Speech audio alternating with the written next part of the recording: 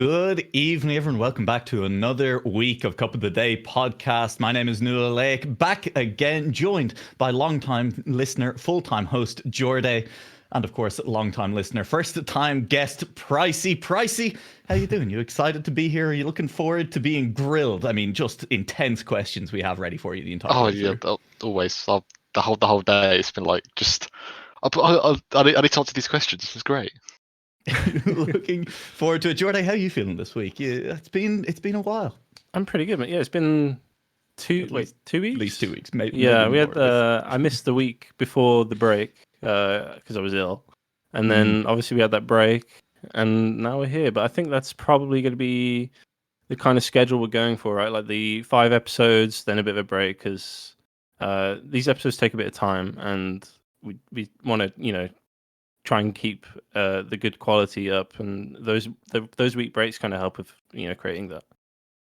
Making sure that we can get good guests along as well. We are Exactly. going to be joined by Pricey for this first part of the show. We have Jingatak joining us later on as well to talk a little bit about the Eclipse Cups and what's going on over there. But to begin this, we do have Pricey, and having Pricey means that there is one thing and one thing only that we can spend some time talking about, and that is everyone's favorite match style. It's full speed. And Pricey, it's ice. okay, It's just ice. up. It's no, no, I don't know about that now. Let's just start at the top, right? Like, I mean, hey, full speed, it's a hard sell to a lot of players. Absolutely. What's the pitch for full speed? Why should people play the map style? For me, it's Yeah, nothing. Just don't play it. Yeah. or exactly what Jorday said. But no, for me, it's just there's a lot of within the style. There's just a lot of like unique bits to do. Like you really don't see these sort of things that you can do within, let's say, tech or dirt or ice. Obviously the speed. That's great. Everyone loves going fast. True, I do like going fast. Can't do that. But also just the variety of maps as well. That there's so much difference between map you might find on Track of the Day between, and then also that and a competition style map. Like that scale in difficulty is massive. Yeah. Do you prefer doing full speed, like when it comes to Cup of the Day? Do you prefer doing rounds based stuff with full speed, or do you prefer doing time attack? Because I feel like for me, I actually don't mind it as long as it's a good map. During Cup of the Day, it's a bit more relaxed. But if I was to like hunt a full speed map in time attack, the one thing that annoys me is that obviously it's a very snowbally surface or Yeah. style.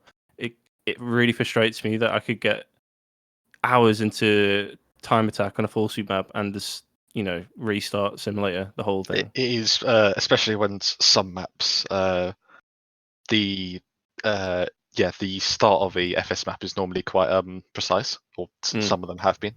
So yeah, that could definitely be a restart sim, and they also rely on especially when you're going for like a top 100 time or a top 10 time. It heavily relies on like your first or your second SD. Yeah. Like if you don't get those, you have to restart. There's no alternative. Exactly. You said, the many different elements of full speed to make it up, such as speed sliding. I think there's speed sliding.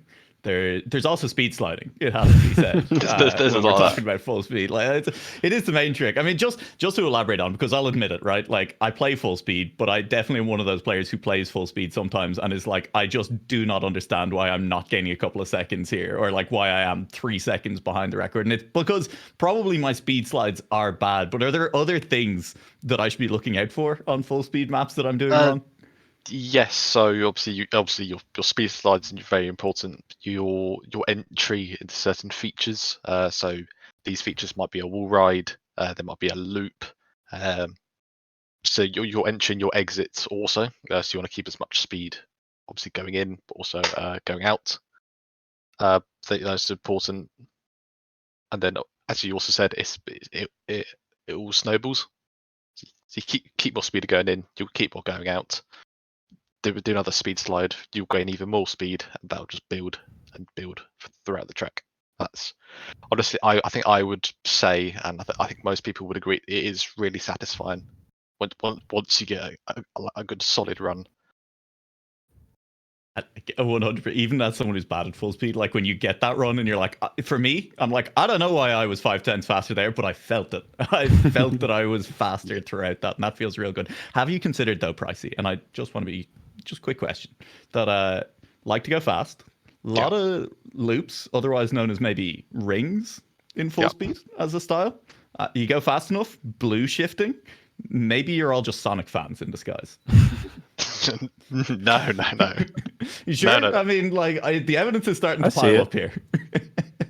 What do you mean you see it? I don't see it.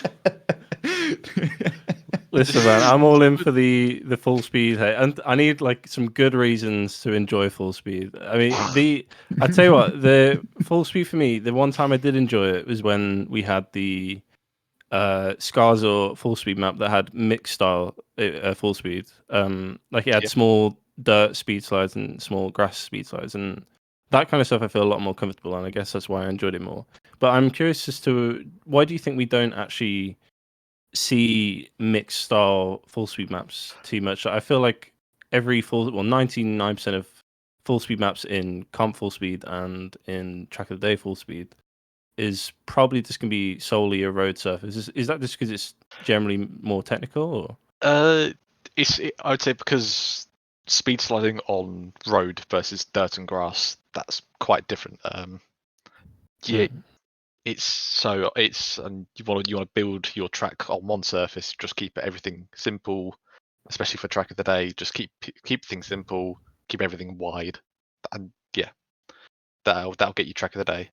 But I'd say within more comp maps, I don't think you'll be seeing ice too much. But no, you'll definitely see the occasional like dirt block here, and the grass blocks being used to either help you start a speed slide or just as map variety. But also going on, if anyone's played the community spring campaign, that track 19, I think, is that FS track.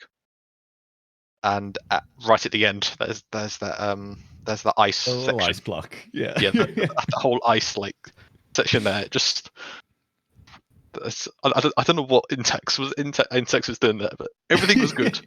Everything words are good. Everything was great, and then ice. There's nothing worse than a map that you're really enjoying playing, and you're like, yeah, I could see myself hunting this, and you get towards the end, and you're like, that's an ice block. Oh boy. It's more like I mean, I understand ice fine. I'm fairly competent on ice, but it's like that, especially at that speed. It's like, right, okay, I could do that, but I'd rather not. I'd rather that be grass or dirt. No, that's more than doable. I think there's an interesting follow-on question there, which is like, we see in a lot of map styles, there's kind of trends. People follow a meta sometimes in how they're building their tracks and stuff. Is that something that you'd be nervous is going to become more of a meta, is throwing ice into full speed tracks in places, or is there trends in different directions that are currently happening in the full speed community? Yeah, I think it's definitely something that could happen, like as more of like a skill check. I don't think we'll see it at the start of many. Because imagine you start an FS track and you have an ice red slide. boosters on ice, like red booster like reactor down ice like and then you go into wall rides. I don't think that will catch on. It might. Don't want to watch my words, but don't want to give any mappers any ideas that you might regret later on. Anyway, no, I think where it's at now, where there's obviously there's lots of use of road and platform, but there's also, like, we had that Speco full speed map last month, I think, the dirt one. I think that was a really good mixture of, obviously, we had road speed slides, we had dirts, we had a good mixture of everything. Yeah, definitely.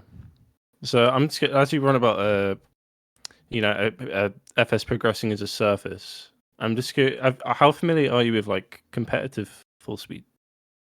Not too familiar because I haven't been playing the game the longest.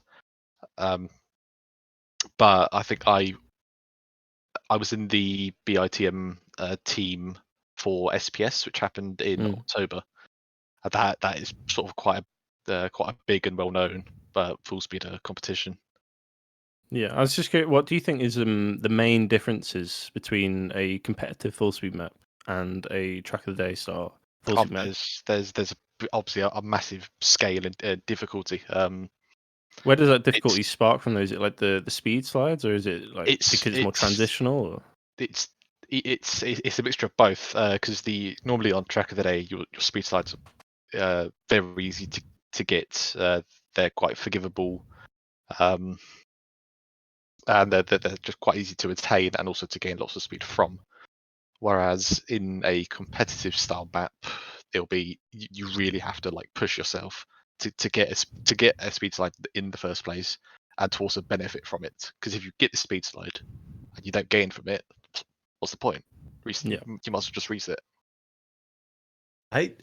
Kind of a little bit of a shift sideways in question here, but one that I was thinking about there when we started talking about competitive and stuff as well is, do you have any idea, and you might not, this is a little bit of an unfair question, do you have any idea what like the input split is for top full speed players? Like, is it very controller favored? Is there a lot of keyboard players? I know that I know that Josh, I think Josh plays on on controller, yeah, because he holds, because there's obviously a different, you could either tap or you could hold using a pad or a mouse, but boss is here. Or wheel. Yeah, true. But no,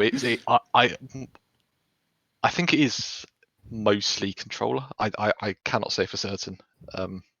Yeah, I'm just interested because obviously, like something like speed slides and controlling your angle very precisely feels like it might benefit from controller, but equally, I could see taps being something that's maybe favored. You just get your rhythm down and like start to go. I play on controller myself, but I also do tapping quite often because that's just how it works for me. Started your career playing DDR, and here we are. Like, you just get that rhythm down. I can't wait until we get our first pro player who uses a dance mat to control their car. Like, I'm just look one day. All right, you can dream. Did Turbo do that? I can't remember if he probably. Yeah. I feel like that's something he would do. That is. Someone Google it now. It's probably something Turbo has done. I've seen the streams. People use bongos. Like, again, Trackmania, one of the joys. Any input you want, as long as you can hook it up, off you go. You're set. You're ready to play, and it's probably still easier than trying to beat Dark Souls with a banana or something. I remember one time during SPS, I think someone was using their mouse buttons as the input. So, like tapping with mouse buttons. That's just going to be. That's too much. That's way too dank. Sounds exhausting, man. I wouldn't want to do that. Christ. I'm interested then as well, because obviously we're saying then, what controllers are people using? People do tend to stick to full speed as a style. Very similar to Ice in that regard, that a lot of the top full speed players are not necessarily renowned outside the full speed community for their skill on other tracks. Do you have any idea kind of why that is? Is it just such a different style? Yes, because imagine like comparing FS and Tech, that's entirely different speeds, and like it's just entirely different. But that's not to say like the top FS players aren't good anywhere else. Like Josh and Chroma. I mean, Mudda is sitting over exactly. in the yeah, just people like, and also it depends on how you justify what is a good player. And there's many ways to go about that, but it's not like, of course, like there's the stereotype that only like FS players only play FS, they don't play anything else. Boot the game, play 8 hours of FS, done. Probably hard style going the entire time in the background, absolutely. That is the important part. Is that your go-to music? What's your music? Do you listen to things when you're playing? Oh yeah, all the time. It's either I've either got like a stream on, I'm either listening to music. I can never really play in silence, unless it's like I'm playing like I'm playing a map where I need to listen out for gears or something, which you don't really do in FS. That's the best. You know what? That is the best reason I've heard to become an FS player yet. Is you do not have to listen to gears anymore. Oh my, Pricey, you've sold me. You have sold me. I should have said it earlier. You don't have to listen to gears. You don't have to worry about anything. You just car goes fast in one direction. It's a very incredible, simple style to learn. Is what I've gathered from that, which is yes that's and good. no, because obviously to learn, yes, it's easy because driving the track normally without any form of speed slide, I'm sure you could do it. But if you're going for a top 50, or a top 10 in your region or on the world leaderboard, yeah, you're gonna have to learn what are speed slides, and just go from there.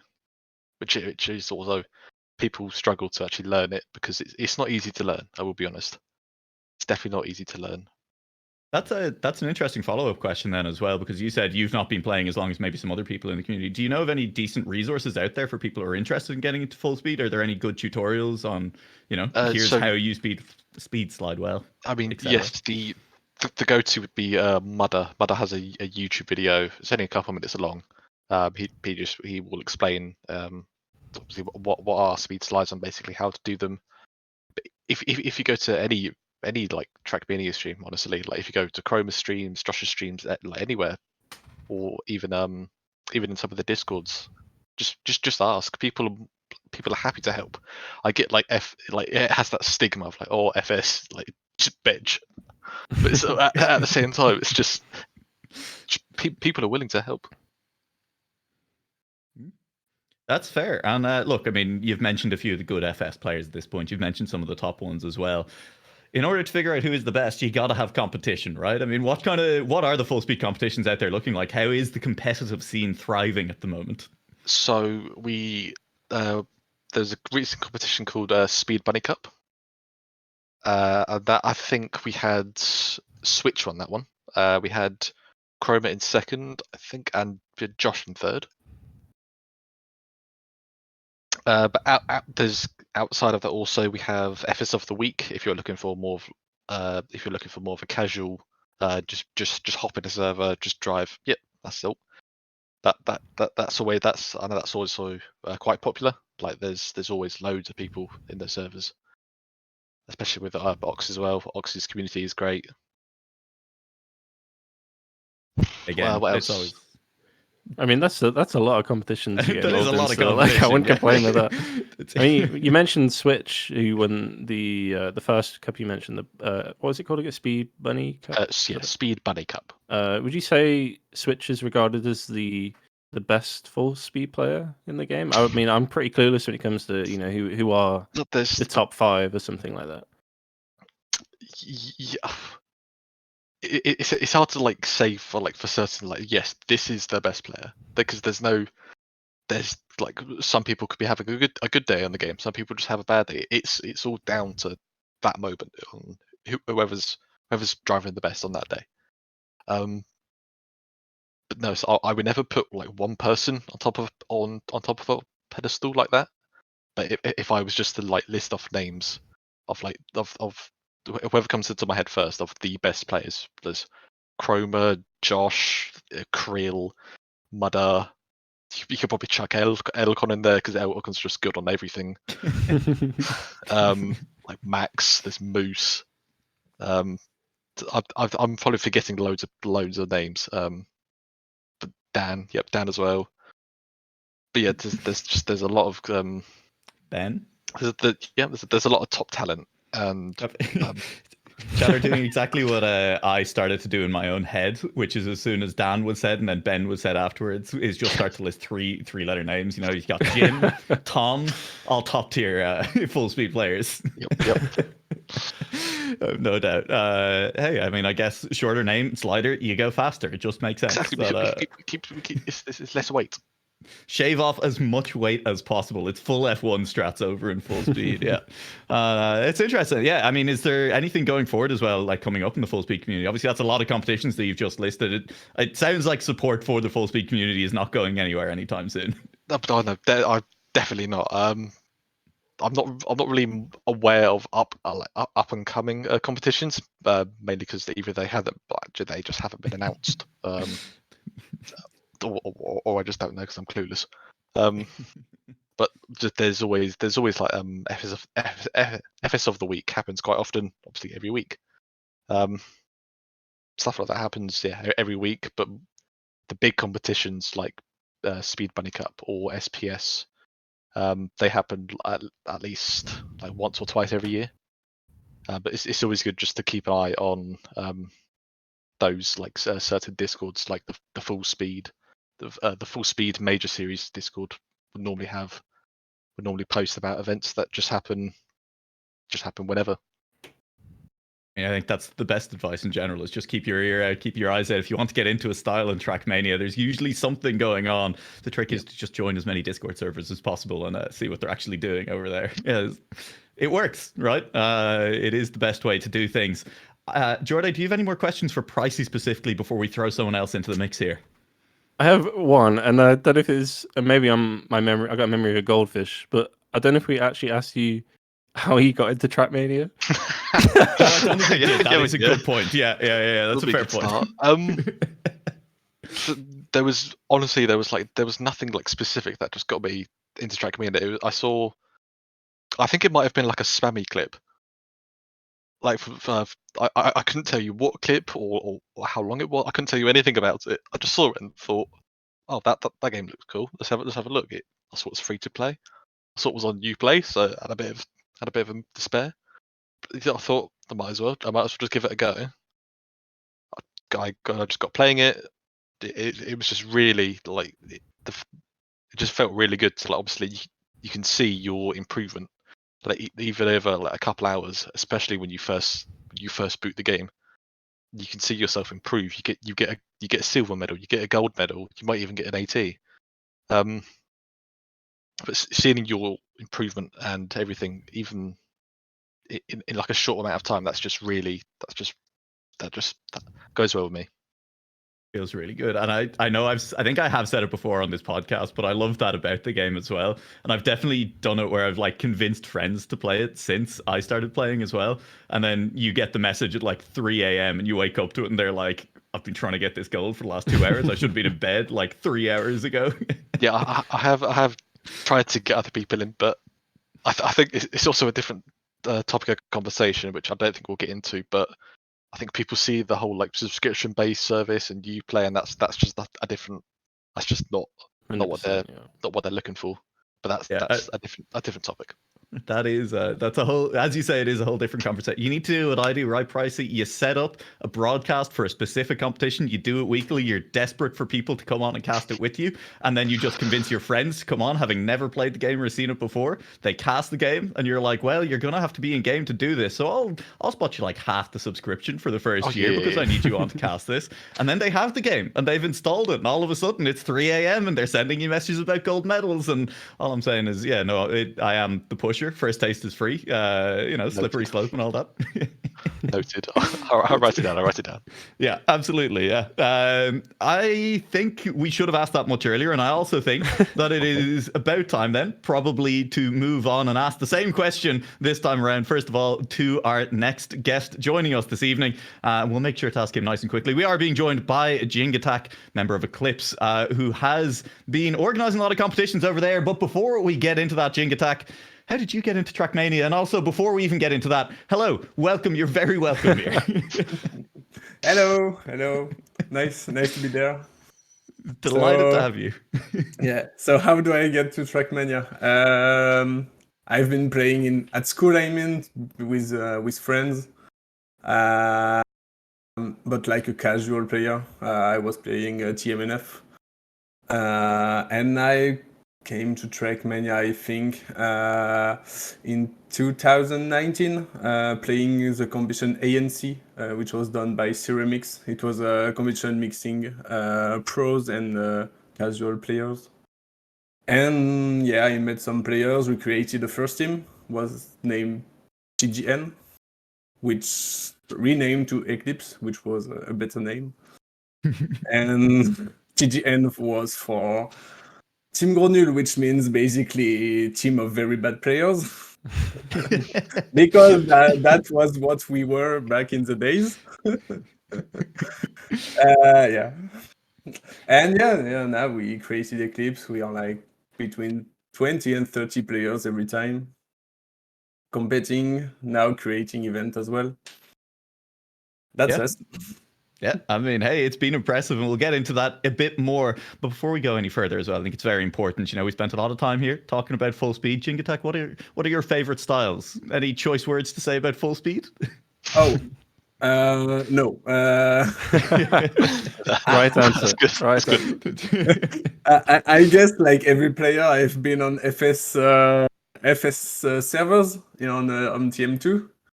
But I think first I was playing ZDRT as a French player. That was a big competition for us, for me as well. That was like every year. That was the TM appointment of every year.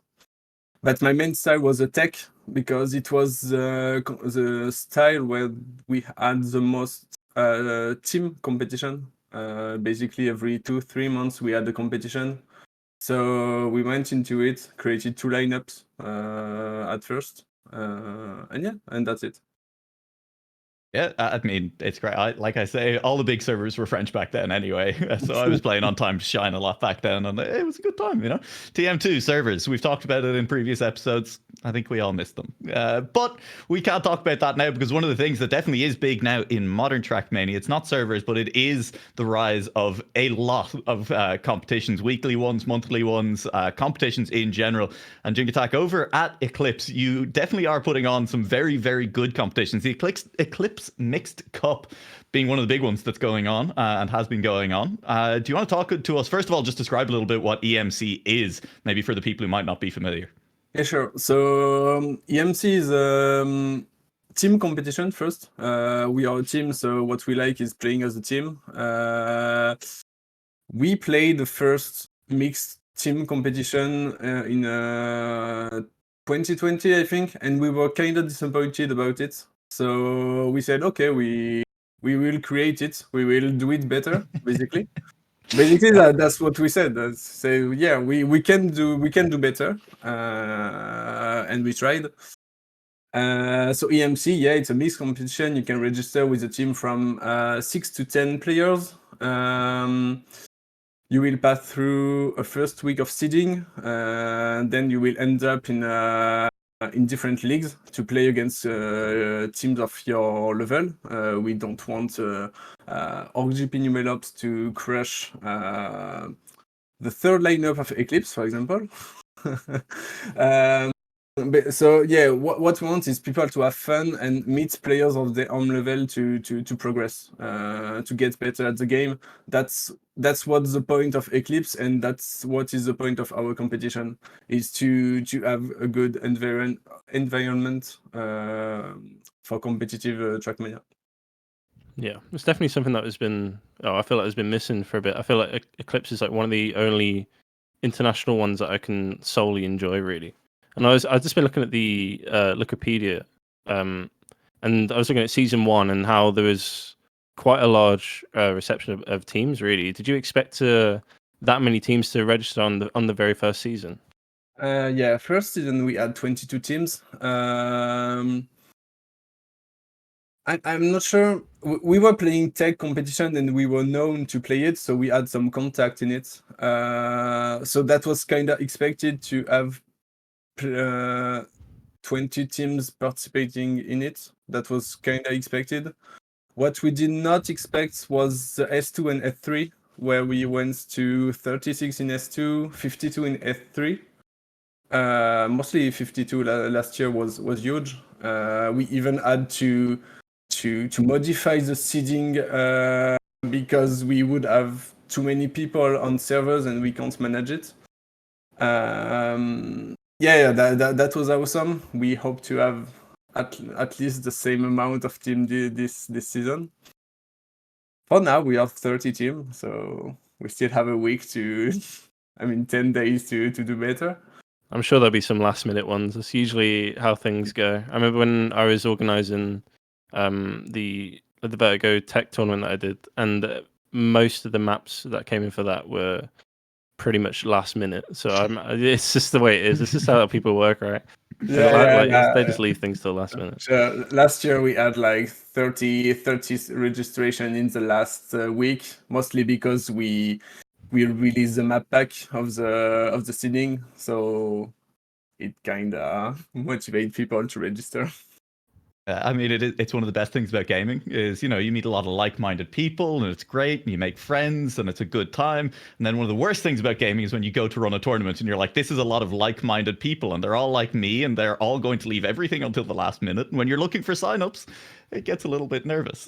But like you say, I mean, it's going strong. I mean, with that growth since season 1 as well, I mean, have you guys had to take on more into your kind of team for organizing and things as well as has behind the scenes grown along with the tournament, or is it still the same team from season 1 organizing everything? Kind of still the same. I mean, I'm asking people from Eclipse to help me. Basically, I have Oclaf, Bulmit, Bueno, Romain. We are like 5 people to run it together. We each have different thing. Like Bulmit is organizing the map testing, the map request. So if we have if you have complaint about maps, that's not to me. Don't come to me. Go directly to Bulmit. You can go to Babz, which you know a lot because he's map tester. So go to Babz as well. No, I mean, I'm not alone, but it's true that we are only 5. That's enough, to be honest. We don't try to get sponsors, to get everything. We just try to build something for the community. So for now, it's enough. Yeah. You've definitely done very well. I'm at to do a fully community-driven thing. But I suppose we have to bring up the topic that I'm sure you've been dreading, but what the hell happened with the ice situation in season 3? Because I know a lot of people were molding about that. Babz was not map tester for the S3, but I can explain. I can explain for the S3.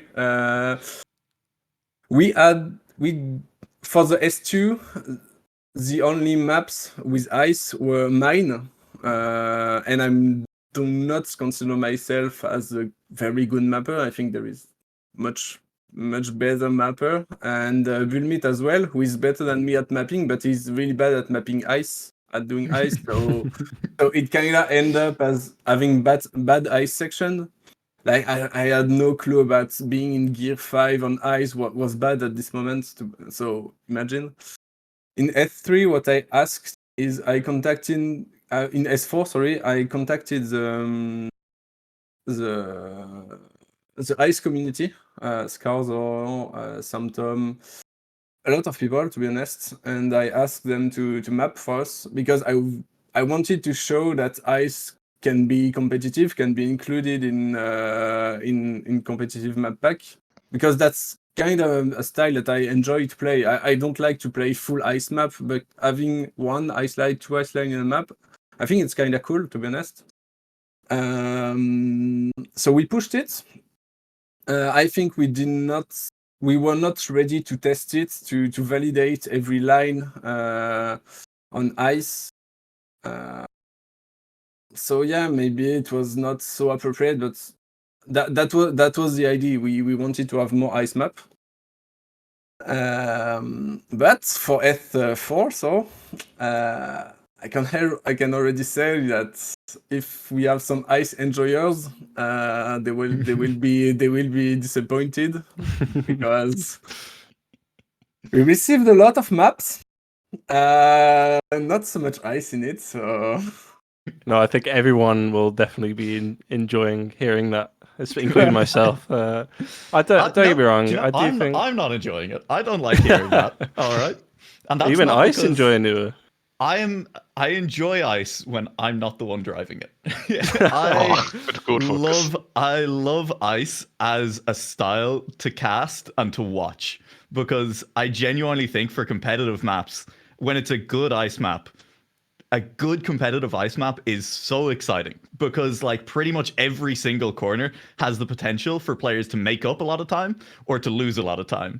And like that's a fun competitive map. When it's good, when it's consistent, that's great. Like that's one of the complaints about some of the, World Tour maps, things like that, is that there are sections of the map that just don't feel like they matter at times, right? Like that there's no chance to catch up on some sections of the map. And with a good ice map, you never have that issue. Like you're never going to run into like this part of the map doesn't matter. You always have to be on edge.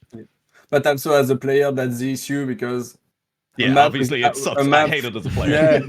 Yeah, and it's hard because ice matters so much on the map that if you want the map to be, I would say, well balanced, you have to build such a difficult map because ice.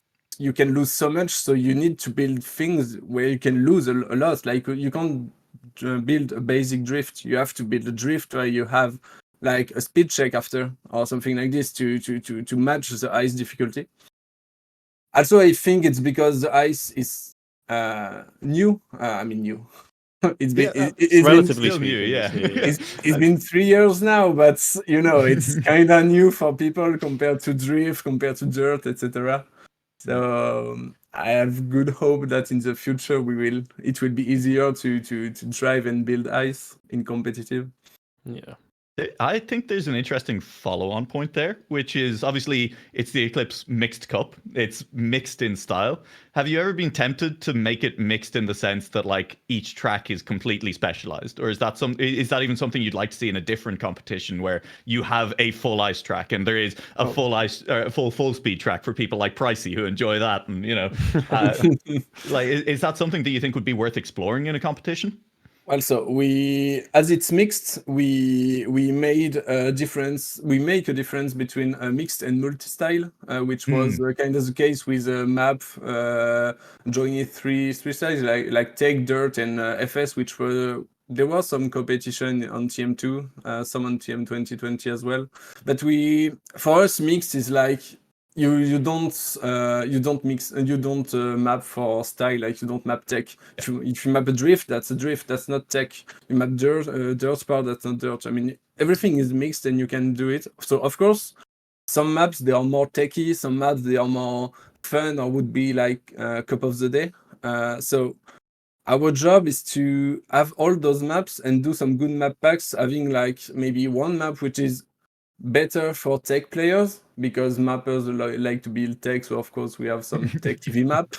Maybe some map will have more dirt, as we did last season when there was only one map with ice each week.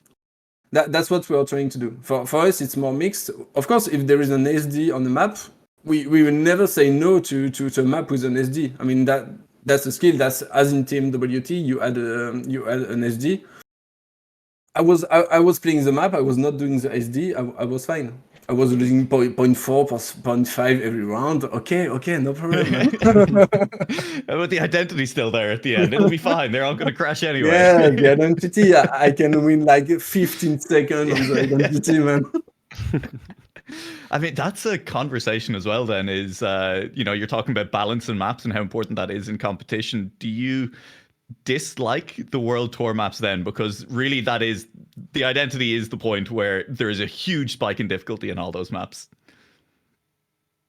Yeah, I think the map are kind of well balanced. I mean, for me, as I'm not a casual player, I'm not a very good player. I'm like a medium player.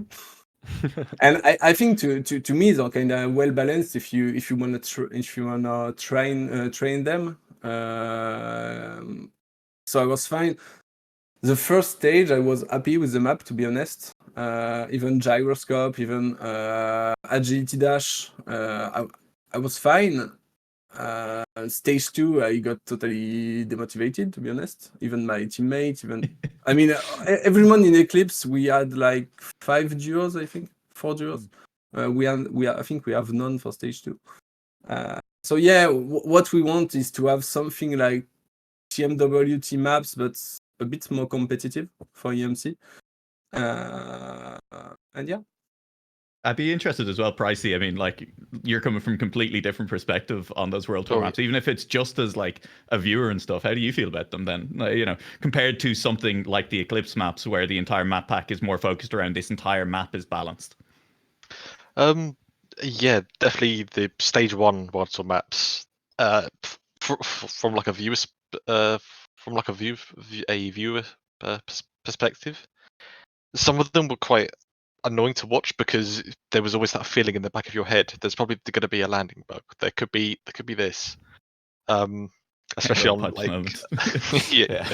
Especially there was quite a few of the maps where the identity it wasn't RNG. I wouldn't say that, but it was almost like it looked good from what I'm watching, but then they just get this random slowdown.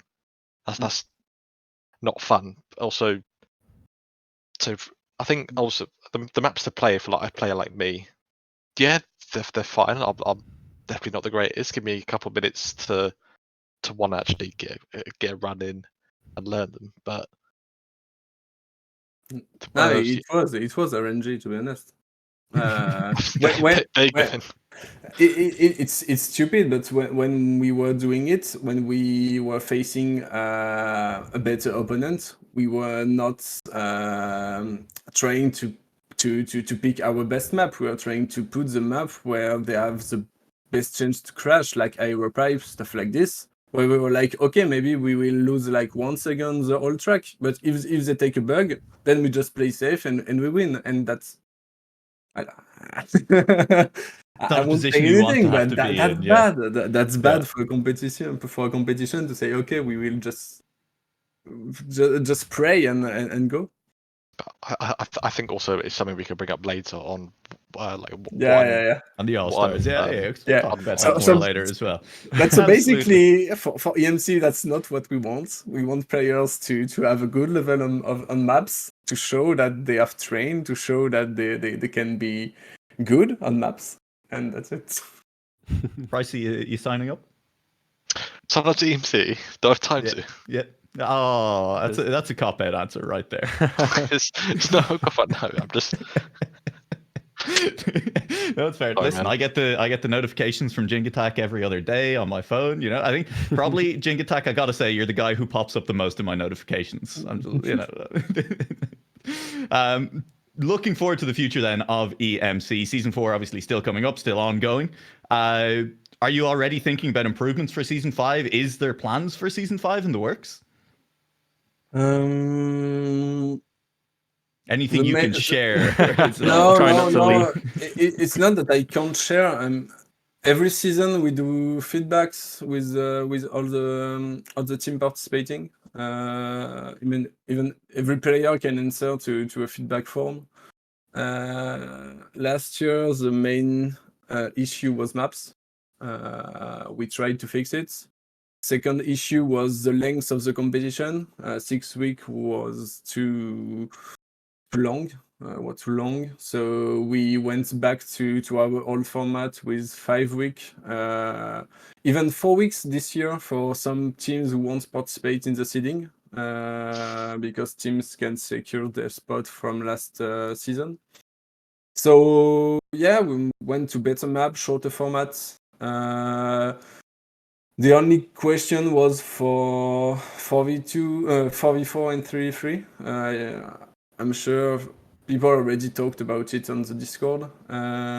We kept the old format because we already did a lot of changes on the group stage with 1 less week. We changed the playoffs format to have a better one, with leagues of 10. So we kept the same match format. I mean, I think that's the only thing that might change for S5. But I'm not sure if people like 4v4, then we will just keep 4v4. Yeah, Xephyr. Yeah, it's good to hear that you're listening to feedback. I think like everything you just said there, I agreed on, like the length last time. I remember some of the good focus boys were losing focus near the end of the competition, and obviously the map talk, and I know a few people are really excited to see what's coming up with that, because I mean, there's high hopes with the testers saying that they're happy with the results. So I'm sure that'll be really good to see. Yeah. Sure, it was too long. For sure, it was too long.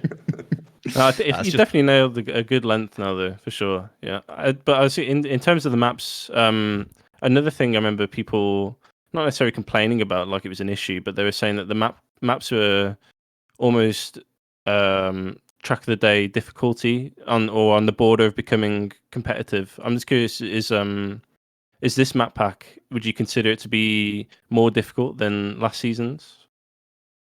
Last year we might have done a bad thing to put all the hardest map on the playoff map pack. This year we also focused on it to have an equal difficulty on the whole competition. Which except for seeding. For seeding we just want people to compare the pace together. We don't want to have a lot of crashes, etc. It must be some easier maps. But for the whole competition, yeah, it would be, I think, more on the competitive side, less on Cup of the Day side. If you take, for example, scars on maps from last year, you won't find any map like this. Sorry. And yeah, we'll see. But you will see in 3 days, like this Sunday, we release the 2 seeding maps. Expected to be easier than the other maps. I can already say the number of maps. I think we have 11, 12 maps on the total. Not bad. Let's say how many maps were submitted? 69 maps. Wow, great number. Good stuff. We're all children here. I think we can all. It's a follow-up question then, and I think one of the not a joke. That's a real number. I can. It just worked out nicely. I think the final question then really is, how do people sign up? If there anyone who isn't signed up, who is only becoming aware of it now, what do they do? So they join the Discord first. It's a Eclipse event Discord. Maybe I can share the invitation link in the chat after. Sure, there is a channel where they can take the role. There is 2 roles actually, because we organize 2 competitions, EMC, which we are talking about, and KOTT. So you take the mixed competition role, and then you will have channels with registration. You also have a looking for team channel on which you can search for a team. There is a lot of people actually searching for it, because this time we use the in-game ad. Media pub. The media pub, exactly.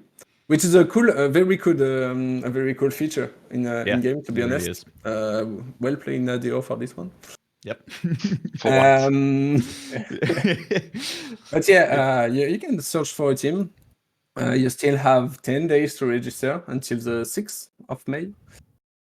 And then on the 7th, you have seedings. And then we will just go for 5 weeks, for 4 more weeks. And yeah.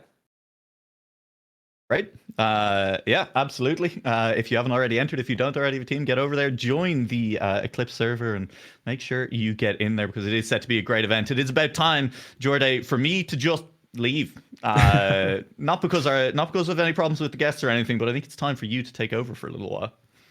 Yeah, it's time for the prestigious Cuppa quiz. A lovely 1v1 versus Jinga and Pricey. And these questions are pretty general Trapmania questions, because it's hard to find, I guess, relations between the two of you within Trapmania. So, but they're not too difficult, so don't stress. But we shall start with question number 1, which is a question for both of you. And the way this will work, one of you will give an answer, and then if it's correct, then the other person will give an answer, and we'll go back and forth until one person gets it wrong. Okay? So this question is, give one name each who are the top 10 Cup of the Day winners of all time. So the top 10 players that have won The most cup of the days. I'm not cheating. I'm not cheating. Okay. We'll start. Oh, how do we start? Who goes first? I didn't even think about this. I guess we'll go Jingatak. You can go first. So is this Scrappy? Yeah, so it's one. Actually, I need to get it up on my screen just so I can double check. Give me Yeah. give me 10 seconds. Can So- I just clarify also? Are we including reruns? No, We're not including reruns. not Okay. including reruns. Also, no cheating. I trust you guys not to cheat. No, no. And I told you this. Yeah, Scrappy is one. Okay. Okay. I will go with Grenade. That's correct. That's two. I'll go with Link. That's correct. That's number 7. Okay. Oh dear. Now the struggle. No, it is because it's like top 10. You say? Yeah. Oh dear. Mime. That's correct. That's number 6. Wow. Elcon. That's correct. Yeah. Oh. 5 left, I believe.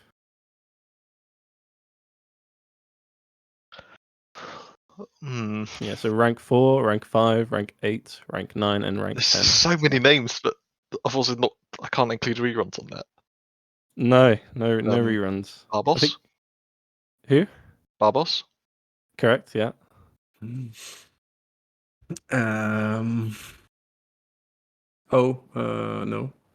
Bren. That's number 10, that's correct. Oh my god. Nice. This is rank 5, rank 8, and rank 9 remaining. This might be a really stab in the dark. AR down. That is incorrect. No, I AR thought down thought is not on there. reruns. Yeah. So I believe, what is the score? Is it 4-3 to Jingatak? I think that's Yeah. right. But the 3 remaining Yeah. players were rank 5, which was Dexter, Oh, rank 8, which was Massa, and rank 9, that was Mika. Oh, okay. Yeah. That makes sense. Yep. Okay, so this next question, I was having a bit of maths trouble with this one, but you won't have to worry about that. It's basically, I'm going to give you a separate question each, and the closer you are to the answer, or you win, basically, within a 20% radius. So the question for you, Pricey, is how many Cup of the Days have been won by UK players? And the question for you, Jingatak, is how many Cup of the Days have been won by French players? Now, I know what you're thinking. Jingatak is like in the mud here because Fully. there's a crap ton more French players that have won. But don't worry, it's if you're within 20% of the answer, then you get 2 points. So how many unique players? No, how many Cup of the Days have been won by UK players? I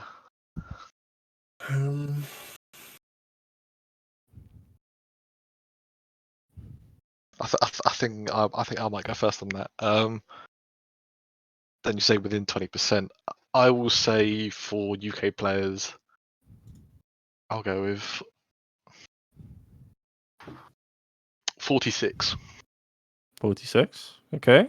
I'll wait to tell you if that's correct. I'll wait on Jingatak's answer. I'll go for 73. 73. Yeah. Oh. 30, 73. Yeah. Sorry, 333. Sorry. Oh, okay. I could tell you, you're both wrong by quite a lot. Good. The UK has secured 26 Cup of the Days. I think those players are Wizzy, Bars, Roy, Pack, Snake, Tux, and Burnt Bagels, I think. I might be missing one off the top of my head, but that's all the UK players. And the French players, there's been 177 French Cup of the Day with. So, I mean, even still, that's so many. I can't believe the dominance by the French. It's kind of crazy. But no points for either of you on that one. Now, for this next question, it's kind of work like a wager. So basically, the question is, how many TMGL and TMCL players can you name from stage 1? Now, you're both gonna say how many you think you can name. So let's say Pricey says, I think I can name 20 of the 32. Now Jingatak can say, well, I think I can name 21. Or you can say, I think Pricey's bullshitting. I'm going to make him call out those 20 players. So we'll start with Pricey. How many do you think you can name? 1. Oh, no. Let's go. Do you think he's bullshitting, Jinga? Or Nah, I think he can say at least one. you'd hope so. Let's go. Well, I think I can say at least 20. 20, okay. Pricey, do you think he can go more than that, or do you think he's bullshitting? I think you probably can, but the issue is I don't know if I can. That's what you got to go for here. 20. Oh, go on then. I'll let you do that. Okay, so Jinga, try and name 20 TMGL and TMCL players. Okay, so starting with TMGL, Carl, Pac, Gwen, Binks, Afi, Aurel, Massa, Grenadier, Elkon, Maim, Meda, Solja,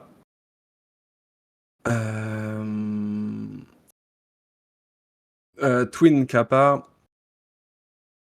and I'm missing one duo, but I will go with TMCL. So Wazil, Skandir, Scrappy, Dexter. I mean, that's already 20, right? No, I think I'm at 18. 18. And Link and Mi Quattro. Yeah, That's so that's correct. 20. Very nice. Well, that was, I mean, And- that's way better than I could do. I That's pretty forgot insane. one from TMGL, but Yeah, so the one from Team GL was Brennan and Otak. oh yeah, Brendan Attack. Yeah. I mean, I'm sure there was more. I mean, if you can name more TMCL ones, I'm quite curious now. If you think you Yeah, I think I can, but no. can.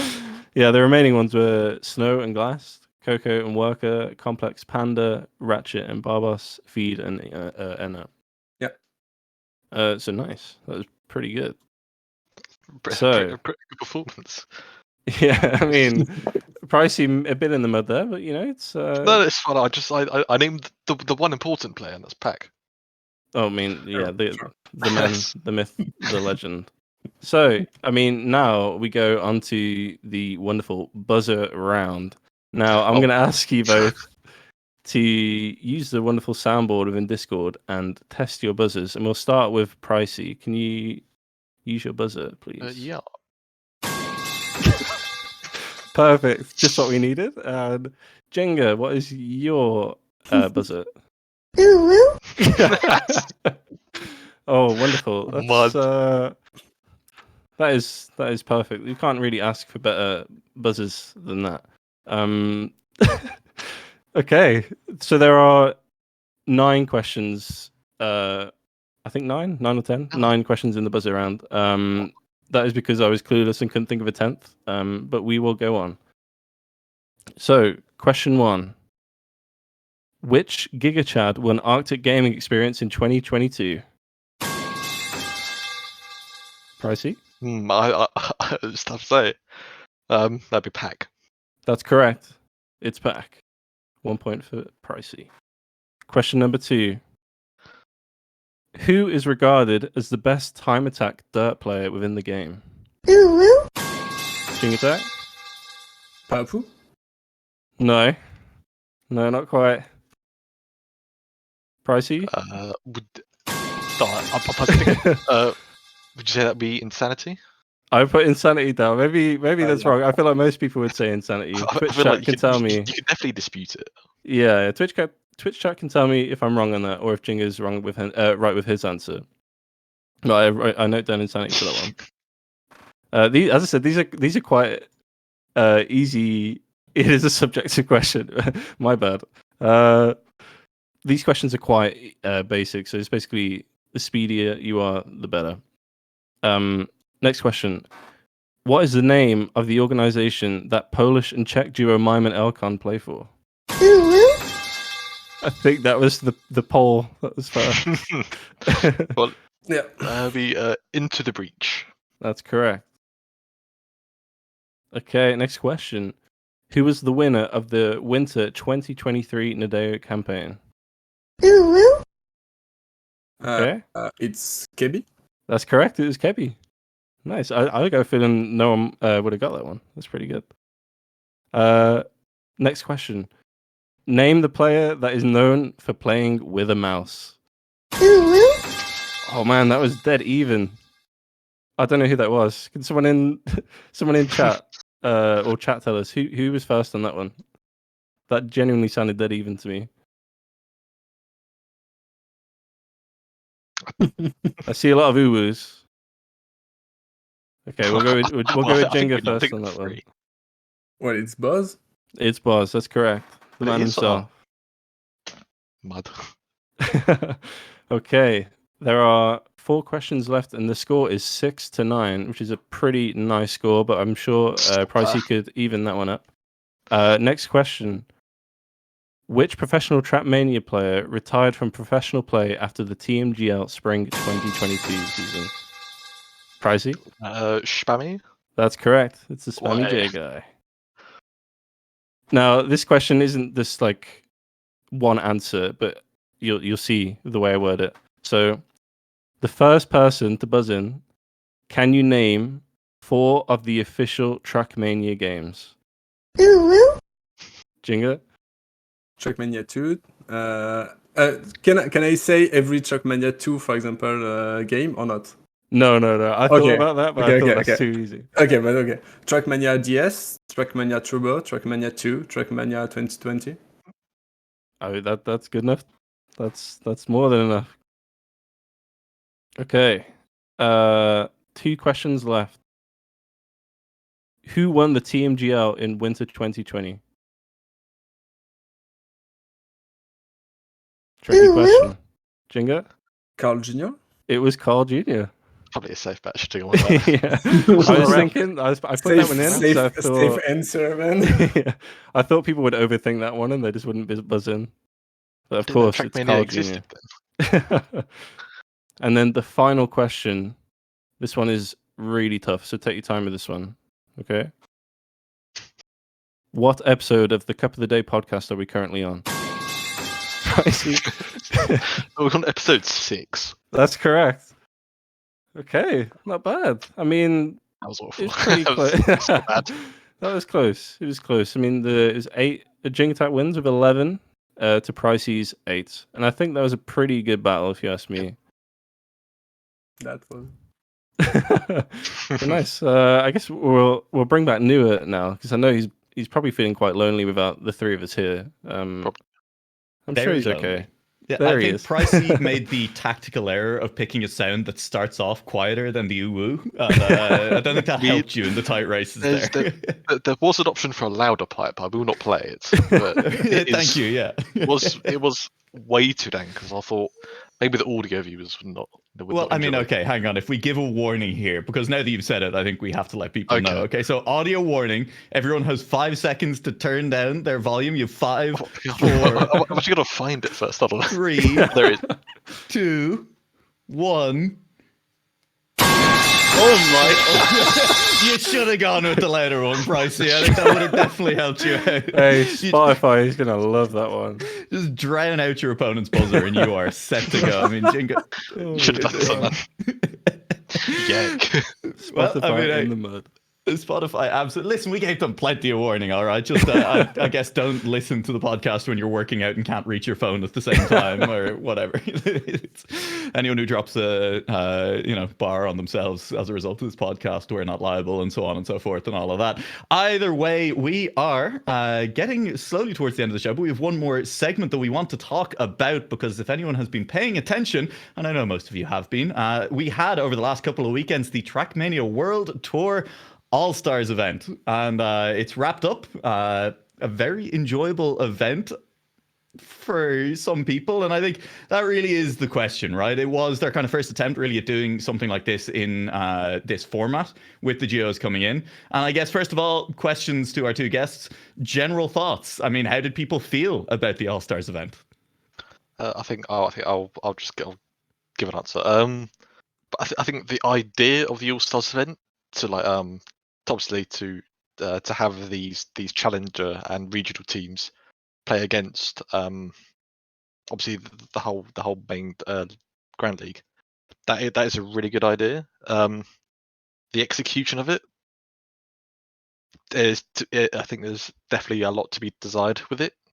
There's still some there's definitely still some good bits within it. But personally, as like a viewer, especially with we could definitely note Solary and BDS, because I would say there wasn't much of an incentive for them to perform, but also to play devil's advocate. Because they've if they play well and if they play proper, they're going to show all their lines, they're going to show what they're doing on maps. So I can see it's a really good idea and it had some good moments, but also at the same time, I think there just needs to be a bit more to it. Yeah. I think that's something we've kind of heard echoed from a few people. Jinga, do you kind of feel the same way about it then, or do you have different thoughts on the overall event before we go into any more details? Yeah, it was nice to see all those teams with different level playing together. But it was not very serious, you know.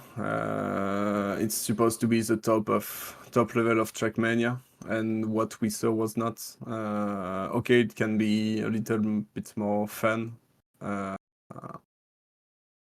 here it was just the format, the same WT format, but it was less interesting because there was no bans, there was less maps. No, I mean, I was happy to follow Birdie through this through it because I kind of follow the stream. But Same. except of it, it was just useless to me to follow it. It's nice for Cuppa and Twin to win it. I was kind of happy that they won it after having a difficult season. I think it's good for like also Massa and Grenady who didn't go to playoffs. But I think for the top TMGL team it was useless and we saw it. That's because they did try to make it a bit less useless, but I think what we ended up seeing was teams like Big, teams kind of like Alliance who finished lower than they would have wanted to in the regular season. Those were the teams that had to take it seriously, because if we look towards the end of the season and the World Championship, those are the teams that didn't get as many World Tour points out of the regular season maybe as they were hoping to. So the reward was few bonus World Tour points, and as you say, up at the top, Solary, BDS, they're not exactly hurting for them right now, and that's a difficult problem to solve. Is if you're having a fun event, is it a fun event, or are there actually stakes alongside it? Mm-hmm. Yeah, I think it's a nice, as Price said, it's a nice idea, and I mean the part I love the most is the fact that regional teams get a chance against the big boys in the league, and I mean the highlight for me was seeing how good Chemko was within the tournament. He was a standout player to me for regional players, and I really didn't know much about him at all. But after seeing him in this All-Star event, he really looks like a strong player. But yeah, it's just there is just no incentive. There's just for Solary and BDS. I highly doubt it's them being trained and looked bad. They obviously there's no care for it, and it's a shame really, because it's an event that could be done. I feel like there is a solution to it. I couldn't say what it is. I'm terrible with that kind of stuff, but I really hope there is a solid solution for it. Because seeing these regional teams get a chance against the hotshots, it's yeah.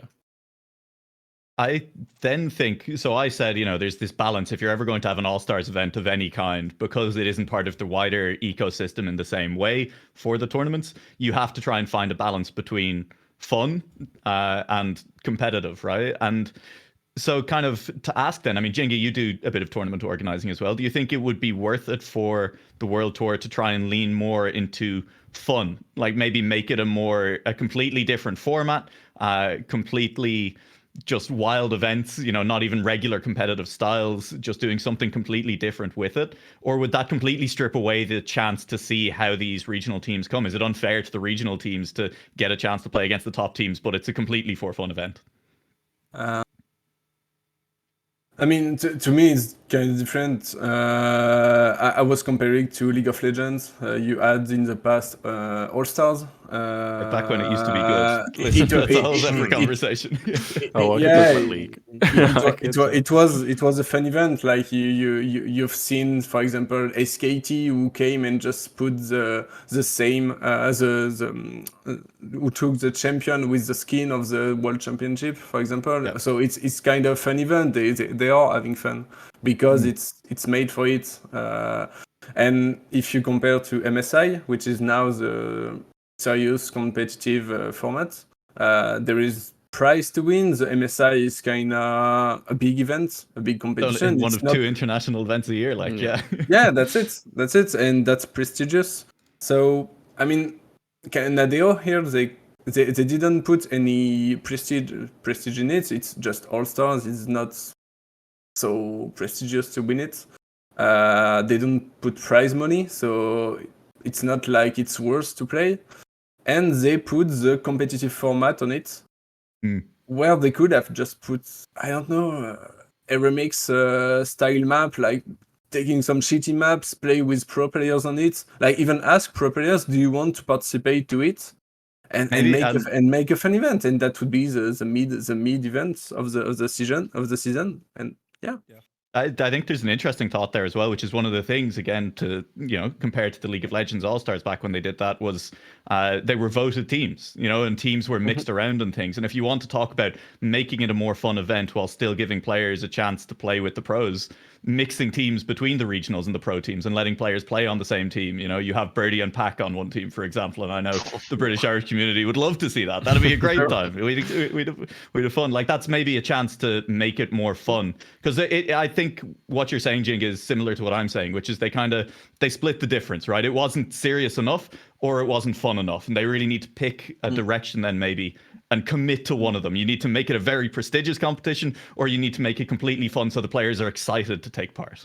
Or at least it was not worse for the TMGL team, because I think the TMWT points that you could get, they were it was 30. Really helpful for teams from TMCL. Why not?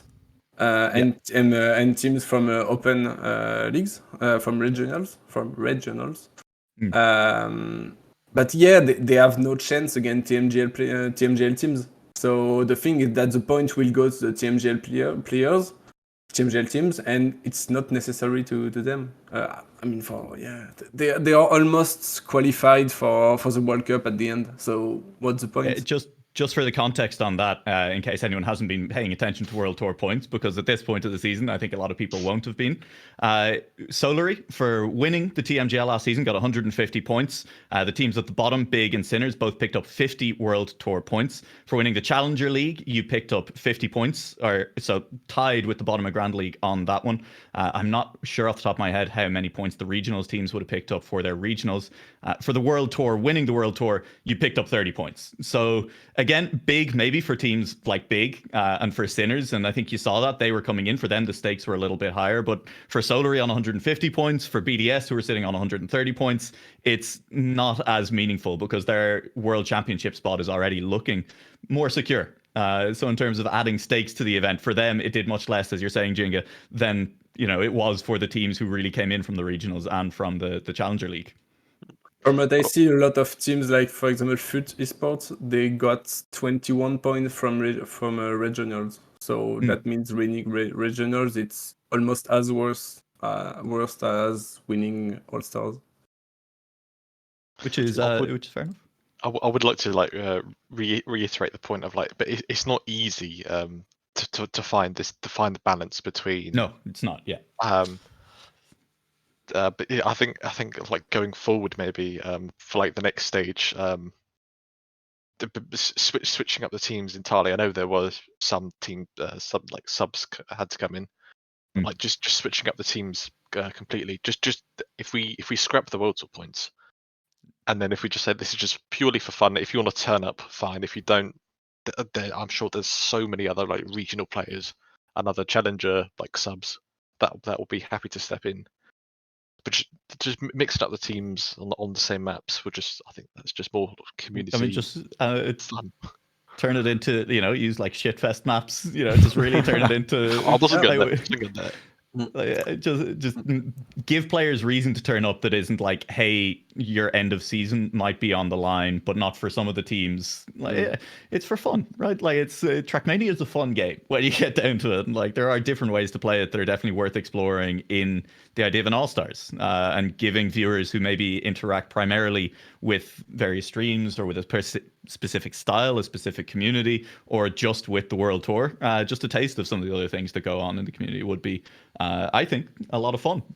With that said, I mean, let's maybe have a little bit of a talk about how the teams did look, because I think Alliance ended up winning, and they genuinely looked great. The team that came 6th in the regular season, I mean, how much weight is anyone attaching to that performance? Because I say they looked really, really good, but are we expecting that to then actually carry them to a higher position in stage 2? Yeah, I think for me, I think, yeah, go on. I think because if we look at like the Liquipedia, especially because I think that bumped Alliance. Alliance are currently 4th. So I don't know if those. So they might have gained 30. So yes, they gained 30 from that. So they might have been bumped up a position above someone like Carmine Corp, who are now 5th. So yeah, like sure for those teams in, let's say, the bottom 6, let's just say, for example, those 30 extra points do go a long way. But then you got to weigh up. You've now shown some of your lines. You might have shown some of your performance. That's a risk you've just got to take. I guess you could argue that's why maybe BDS and Solary didn't like perform, at the top. Maybe they were hiding lines. I mean, it's a possibility, right? They were just taking a break, I think. Yeah. I mean, that's probably the more likely answer. Listen, Pac went on holidays before the playoffs of the actual regular season. Like, you're going to tell me the man's not on holiday in the middle of the season, in between seasons? So, yeah, exactly. Yeah, but I mean, for Solary, it's kind of obvious. We know Pac and Carl, they just play when they have to, kind of. 9 to 5, do the work, get out. Like, yeah, that's it. So I mean, with if they can skip this competition because it's not worth it for them, they will just skip. And I was not surprised to see them playing like this. Yeah, definitely. To go back to what you said, Neo, with Alliance, I think for me, Soldier was. I mean, people talk about Mudder right all the time. He's the star of the show, Alliance. But for me, Soldier really performed well this tournament compared to his stage 1 performance. Whether that's because it's map dependent or, I mean, I spoke about it in a previous episode about for Soldier and Elcon. I feel like the first season is always the roughest because of anxiety with going into the big leagues and everything like that. I feel like after that first season's done, you get a certain level of confidence, and you kind of warm up to it. And I think that's exactly what's happened with Soldier. I think he's finally feeling comfortable within his spot, and he's now proving and showing the results he's able to put in. And something you said there as well about, Mudda being the star of that team. I think that's true in more ways than one. And I think that is, for me, possibly the biggest missed opportunity of the All-Stars, is that it is the perfect event to start to highlight some of the personalities of some of these players. Because we have so many great personalities across the World Tour, in Grand League, in Challenger League, even in the regionals. A lot of them stream. We have a lot of people who have followings of their own. And I would love to have seen more of that, more player interviews or just, player comms being broadcast on the stream. And obviously these are things that are sometimes difficult to set up on a broadcast. I'd love to see more of that in general, because Mudda is a very fun guy. I mean, people like Bren in the Grand League as well are very, like, you get an interview with Bren and he's very articulate. He's good to talk to. I mean, Pac is always fun. I'd love to see All Stars as the event that puts that front and center more than anything else. Whether we're talking about it being a more competitive event or more fun event, whichever direction it ends up kind of falling, just get your players out there. Let them build bases off the back of the fact that they're doing well. Yeah, I think the interest is definitely there. Like, as we saw with the last couple bits of stage one, when they introduced like the whole face cam bit. Yeah, that's definitely something to like. It just makes these players feel like more human. Yeah, exactly, like more human. They're not just robots or whatever. They're just your average player who's just absolutely cracked out. Yeah, I mean, like, I know we saw a bump in viewership on the World Tour stream when Sprout were playing, because Scrappy was streaming, and when Sprout finished playing, we gained quite a lot of viewers because he finished streaming, and a lot of people who were watching the World Tour on Scrappy's POV jumped over there. And like, I think you have to accept as part of the Trackmania community that in esports, even in the esports, maybe especially in the esports scene, there are a lot of large personalities, and I'd love to see it being leveraged rather than just like, yeah, these are two separate things. These players have followings and also they're very good players. Like, those, combine them. Let them show it off. Take full advantage of it. Be very exploitative at all times. All right, full capitalism all the time is. I think I've lost the run of myself here. Yeah, sorry I think that's also another talking point. Is there where the streams actually hosted themselves? I don't know. Nobody does anything. I won't comment. But this is just something we can easily just bring up on like another episode. But the channel, I'm not like trying to like say anything, but the channel is it's good because yes, it brings in more viewers to the whole like Trackmania, get the game as a whole, which shows it off. And I think if we can also utilize other people's followings, like Scrappy, Bren, and these other streamers, I just think that'll benefit the game better. Yeah, absolutely. Jorday, do we have anything else to add at this point? Any follow-ups we want to throw out there? Anything we want to? Not off the top of my head, but I was just thinking to follow on what you guys were talking about. It's I think it made you other than the players that stream, that's the only way you do hear about their personalities, right? And I'm just thinking about it, relating it back to League of Legends again. But I feel like most fan bases within League probably follow the players more than they do the teams, right? So it's more. I feel like it's more important than ever to, well, for the players to build their brand, but also for the fans to actually hear their players, in the flesh and hear like what they are like as a human. But yeah, it's just sad to see, really. It's great for the players to build their brand, and the easiest way to let players build their brand in the esport is for the esport itself to provide them a platform. Exactly. And yeah, I agree. Like, that's something I'd love to see a lot more of in Trackmania in general, because we have so many just great personalities. And like that, obviously we've talked a lot about people who already stream, but there's plenty of players out there who are not streaming, not involved, who are just good fun anyway. Like you'd love to see more of them. And if they're not going to stream themselves, then by God, we have to drag them kicking and streaming in front of a camera wherever we can. Yeah. Does anyone else want to bring up any other points? Pricey, Jinga, anything else you'd like to talk about while we're still here? Nope. Not for me, no. No. Jorday, anything else we're adding on top here?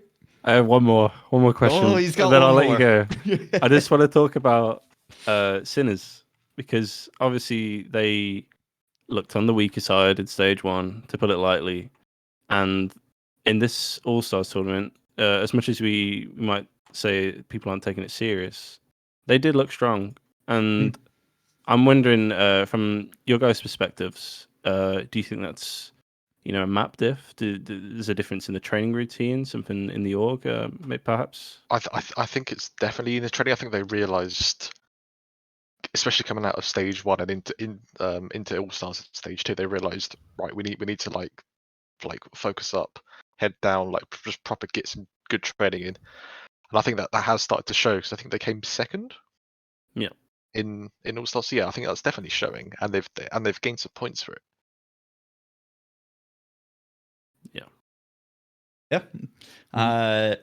20 full points, and Sinners looking better. I mean, we have the next stage starting up in just a couple of weeks' time. So I'm looking forward to jumping back into that one myself, and it should be definitely a lot of fun. I mean, myself and Twiggy now getting Twitch chat to start screaming anytime they see a world record, I think is only a move in the right direction. That can only go well from here on out.